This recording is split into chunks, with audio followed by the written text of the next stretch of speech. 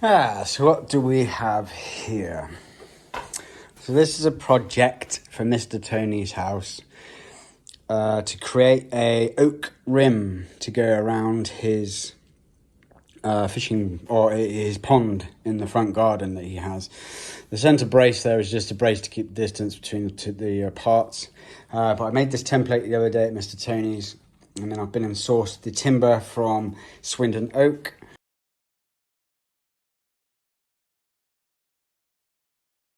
And we've got some nice oak pieces here. So all I'm trying to do now is get things kind of lined up so I know where I can start working on the boards. Whether I need to just find a place where I can split it down. This is all joined together from putting it together outside by the pond there. But I'm thinking, trying to split it down. So the thing is, this is the correct shape, but I need an extra 100mm this way. An extra 100mm on the outside is what I'm looking for. So whether I can take this into somewhere like here and here, put it onto this piece of timber and get the correct shape, I'm not too sure. Or maybe further up even where the join is, so then I can get more of it out of that piece. This is what I'm trying to work out at the moment. So after looking at it, placing it along the woods, what I've had to do is cut my template into smaller templates and then I'll be able to apply them to the wood. I was hoping I was only going to have to do 4 joins, but with this has so much of a contour on it, a curve on it, that I need to separate it because I haven't got enough wood to be able to give myself an extra 100mm at the back of it here. Which means then 1, 2, 3, 4, 5 joints instead of 4. Which is not so bad.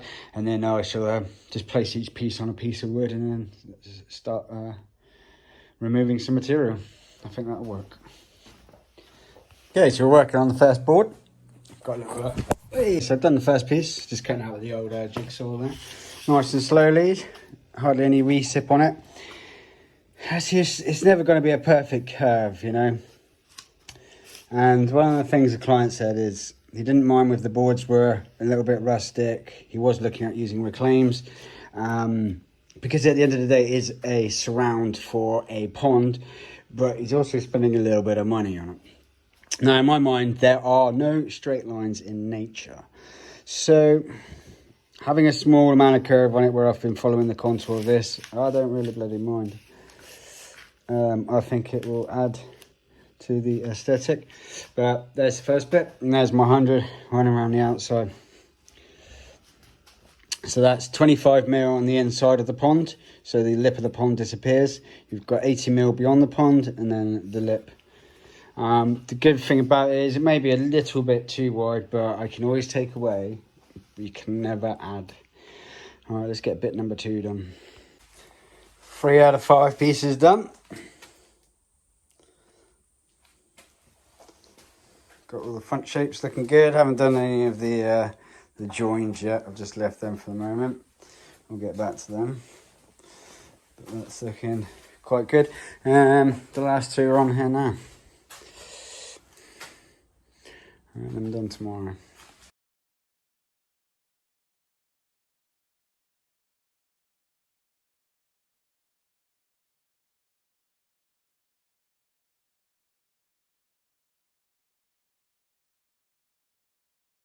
Beautiful Saturday morning. To be cutting Mr. Tony's pond lip.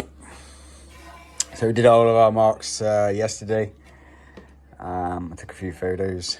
And then it's now ready to finish off and get some biscuit joints in. So, bit of a beautiful Saturday out there, nice and sunny. Got some Street Outlaws on the TV. Let's get after it. So, this oak is starting to come up extremely nicely. For my process, I've taken off the excess. I'm getting my straight lines, edges ready for the biscuit. And then I'm going through some sandings. So I'm going to do it a piece at a time. I might as well work on each piece and do each process there and then because it's only 5 pieces.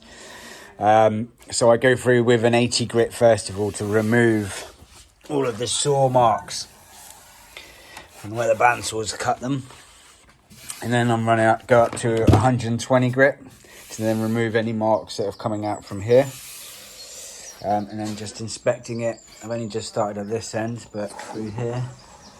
And inspecting it for any wavers. Because when you put a stain onto this, if you missed any saw marks, it will bring it up straight away. Yeah, it looks good. It's nice, very smooth. Just a little how it looks, how it starts, and how it kind of finishes, really. And see, we can see all this texture, fairly dark and yellow. And once it's been sanded down, you can see how beautiful that grain's coming up. Absolutely beautiful. We've almost got a grain to grain match, almost. Trying my best to match out the grains. I have a little bit excess at the top here, which I knew. The front edge is my important edge, and then the back is to, once I've completed the whole thing, to run around the outside and just get a standard uniform, maybe 150, 160 mil across the whole thing there. So it's a little bit ran over, but I'm not too bothered about that. Yeah, that's coming out absolutely lovely. Nice. Taking a little while, but it's worth it, you know. Take your time. Best come to those who wet. All the pieces cut, sanded, looking rather nice. But prepping to biscuit, just realigning stuff. One piece dropped on the floor and snapped. Luckily, I have a piece of spare board that one piece does then do. I believe the snap itself, the crack, has come from this, one of these. This is from the same board, this piece here. And it's simply, because it's dry now, it's proper dry, it simply hit the floor and ran its crack and snapped it. Really annoying, but luckily I can replace it right now with this one. Shit does happen, but that's super annoying. So I've gone outside. This is the flattest place I've got at the moment. Just a final look through before biscuiting, lining them up, making sure everything's okay. I noticed I've got a bit of extra material just here, needs to come off. And then I've done my measurements and stuck my markings in so they're equal either side. Same here. There's a piece of material here that doesn't need to be here. Other than that, got a little bit off the back here, so I'll mark that out now.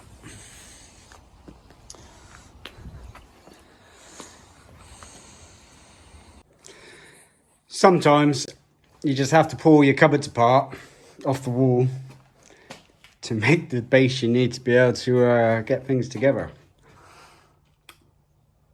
So luckily I hadn't done anything with these cupboards, so I just made the carcasses and they're resting against the wall. So whip them off, knowing that they're all perfectly level together, right, correct size, and created a giant table. So now I can slowly go around, giving myself something to clamp to, something to square off to, all the way around. And hopefully get it together, even though it has some twists. I'm hoping that I'm going to get it together strong enough that I can make it soaking wet, flip it over and leave it outside to dry and hopefully take out some of the twist. We shall see. There's a little bit in some of the corners and I don't even know if it's worth it yet, but I'm going to dry fit it all again. I've dry fitted every single joint together individually, and now I'm going to try and dry fit it all together. Let's see what happens. So, I've knocked up a jig for this end piece. I'm going to have to keep making different jigs. I'll use this piece of wood to sit across the top of the cabinets and lay the pieces on one at a time and build a jig for it, so then I can create some compression in the joint, because just holding it down with clamps isn't going to do it. But this is pretty damn sturdy. I'm happy, everything's looking nice. This pulls in nice and tight, which pulls that in. And with this being a slightly different height to the other board, because I don't have a thicknesser, it's holding it where it should be. Perfecto. Right, let's get the rest done then. So we got the first piece in and getting glued. Got to use an epoxy resin. Epoxy resin? Polyurethane. Using the old polyurethane. Expanding because it needs a few gaps filling, I think. It's nothing too crazy, but I think there's a few bits. Yeah, it's going to take a while, I think, to get that together. That's the first piece up there. I'm just going to work from the top and come down, and then I think I need to make an adjustment on this one, on this corner here, to lock it in. I think there's, I don't know, I'll find out in a minute once that piece is dry. Joint number 3 done. Oh, it's taking some time, but we're getting there. Right, all joints are done. I flipped it over and done another seal of polyurethane on the other side.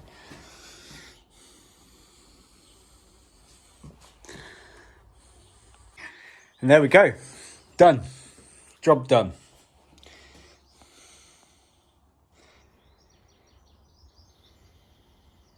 Really nice looking seams. All the joints came out extremely nicely. Just a shame I didn't get all the grains going the same way. But that's the nature of the beast. And we're not spending too much money on this, so... Lovely joints. So it came out really nice. It still has some cupping up at this end, as you can see there. But I think once it's been put down and had a bit of weather on it,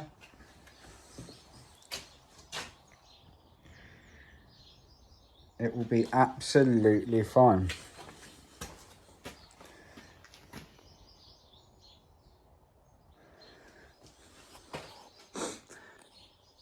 So there we go, that is the Noakes around. So on it's now Saturday. On Monday I will be delivering and popping this on the pond. So let's get to Monday. So we have made it safely to Mr. Tony's house. I'm going to go and grab him and fit this in place. Let's go and see what he's saying. Just while I wait for Mr. Tony, he's fitted this black rim. It's glued down. The oak's going to sit on top of that all the way around it. This is going to look smart. So first impressions, that looks really bloody nice.